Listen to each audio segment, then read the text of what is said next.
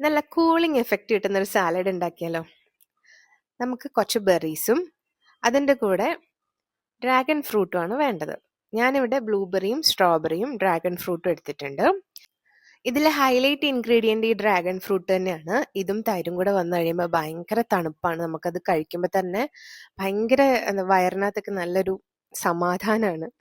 അപ്പൊ ഇതുപോലെ എല്ലാം അരിഞ്ഞെടുക്കാം. അതിലേക്ക് സ്ട്രോബെറിയും ആവശ്യത്തിന് നിങ്ങളുടെ ഒരു കയ്യിലുള്ള സ്ട്രോബെറിയുടെ പുളിയൊക്കെ അനുസരിച്ചിട്ട് മാത്രം ആഡ് ചെയ്യാം. എൻ്റെത് ഇത് നല്ല പഴുത്തായിരുന്നു, അതുകൊണ്ട് നല്ല മധുരം ഉണ്ടായിരുന്നു. ടോട്ടലി 3 നല്ല മധുരമായിരുന്നു.